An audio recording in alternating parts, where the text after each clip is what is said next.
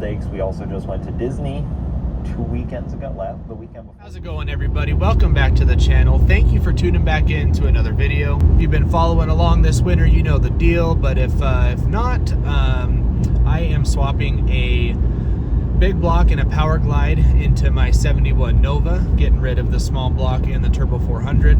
And in the last couple of videos, I went over the engine, the transmission specs, all that kind of stuff. And in the last video, we got the engine actually set in the car. Again, thank you to my buddy Will for helping me do that. And everything was going really smooth. Got the transmission cross member all figured out. Got that in there. Started getting all the accessories, hoses, wiring, all that kind of stuff figured out. And then got to the point where it was time to install the headers, and I ran into a big problem. The passenger side header fit just perfect. I'll throw some photos up. But when I got to installing the driver side header, and my car for now has the stock steering box. It's a rear steer car, so it's behind the cross member. Man, I had the engine lifted up. I had to take off the oil filter. I even took off the motor mount to move it out of the way to try to get the header up in there, and it just would not clear the steering box as I let the engine back down to try to get the engine back on the engine stand or on the motor mount. And yeah, I ultimately decided that it just didn't fit. So after doing some research and scrolling through forums, looking at a bunch of YouTube videos, stuff like that, I found out that the engine stands that are on the frame are supposed to be for a small block Chevy. Now, they do fit a big block engine, like physically over them and all that kind of stuff, but it's known to cause some problems with the the driver's side header clearing that stock steering box. I ordered a new set of engine stands and motor mounts that are big block specific in an X body with the stock steering box. And apparently what this does is move the engine over to the passenger side about an inch. But it sounds like that is going to be the fix to my header fitment problems. So we're actually on our way to Nevada. It's been a little while since I've seen my parents or my dad, I think since Thanksgiving or Christmas. And it's been a really low snow year up here in the Pacific Northwest. So roads are good, and had a free weekend. And I'm like, man, I'm just going to take the car up there to the shop. We're going to use his crane to pick the engine up about an inch or two to get it off of the stands, and we're actually going to swap the stands and hopefully do it with the engine and the transmission in the car without pulling it. So it'll be nice to have two people, two sets of eyes to get this done. Look at this weather, guys. We're rolling into northern Nevada, probably 5,000 feet of elevation at least. It's 9 a.m. and it's almost 40 degrees outside. It's a double-edged sword. I'm not the biggest fan of the snow, but I'm a little nervous for fire season, what that's going to bring this summer.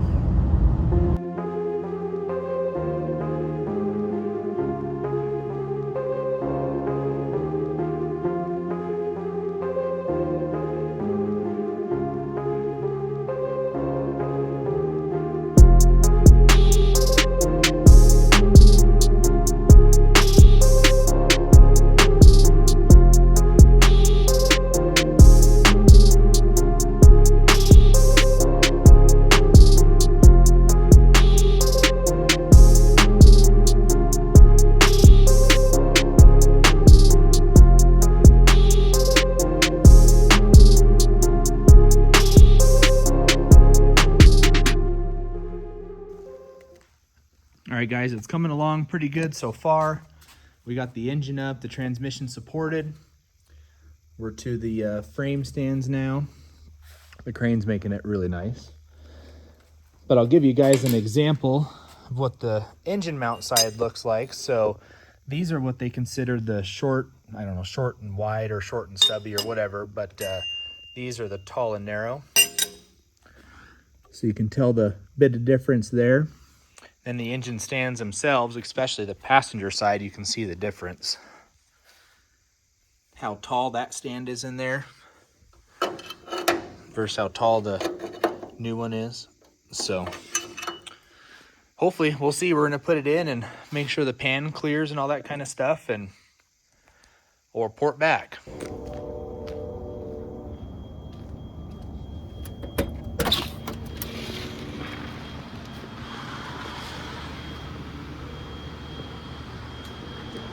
All right, guys, we got all finished up last night. I apologize I wasn't able to film more of the process. It was not fun, to be honest with you. So this side engine stand over here actually wasn't that bad. It was pretty easy to get through a little sight hole down there in the frame. This guy, on the other hand, was a pain in the butt, and mainly because there is a brake line that's self-tapered into the frame, and it wasn't allowing me to get a socket up on the bolt for this engine stand over here. So yeah, that was a little bit of a pain until we found that out, and then it went pretty smooth after that. But man, it's tight, but we got both headers on, which are nice.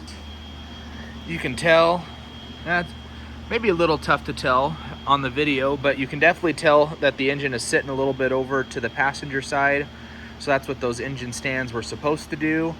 And it sits a little bit lower as well, so we made sure that we had some pan clearance, which was also really tight, but you can see daylight through it. So yeah, everything's really tight, but it worked out good.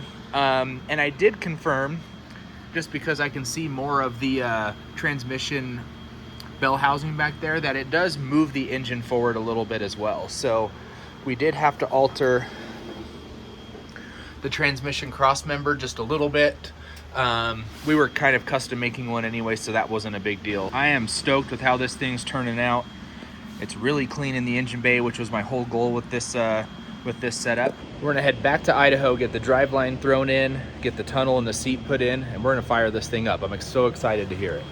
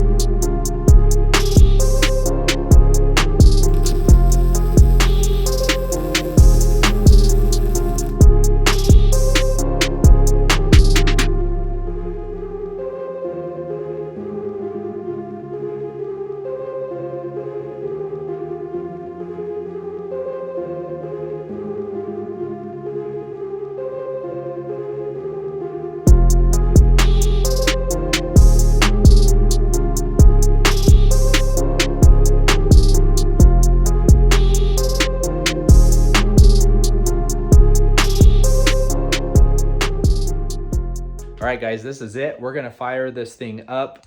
I'm not gonna be able to drive it anywhere right now. I actually had to switch companies, so I'm using to get the driveline done, but I have a yoke in the tail housing that's just gonna be there, so that's just in park. But we'll at least be able to start the engine up and hear it, and have to get the driveline in later on. But it's got transmission fluid in it. I put E85 in it, checked there's no leaks in the fuel system. Yeah, I think I've checked off all the boxes, and I think we're ready to start this thing up.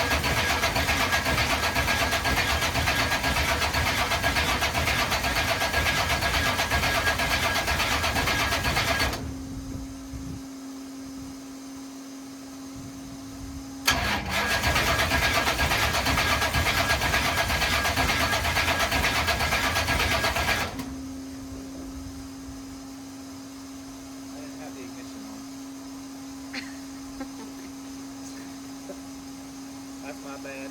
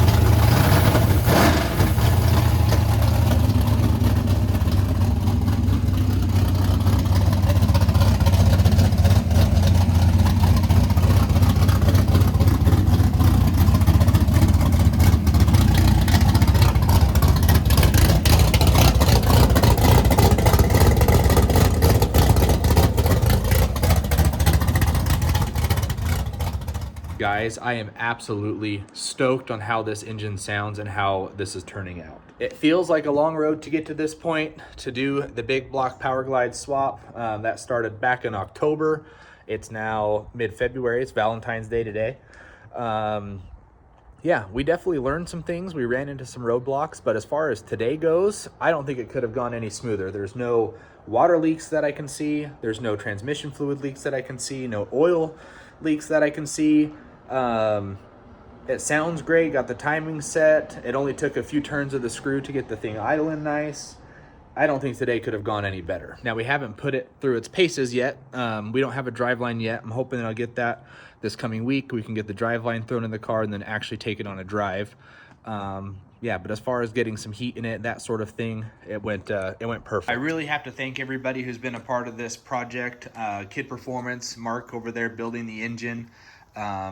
This thing's going to be amazing. My dad has been a huge help with helping me figure out all the snags along the way, and I've learned pretty much everything I know from him. FTI Performance for coming on board, to getting us hooked up with the transmission and the converter. Meziere Enterprises, water pump starter. Man, there's a lot of good people that are behind projects like this. Thank you to all those companies. Thank you to my wife. It is Valentine's Day. I wouldn't be able to do this without her as well. So got to throw that shout out there. But guys, appreciate it. Thank you for tuning in. Thank you for subscribing, liking these videos, commenting, everything that you guys do. Continue to follow along. We should have a driveline in this thing shortly. We'll take it out on the road here shortly. And until the next video, guys, take it easy. We'll see you in the next one.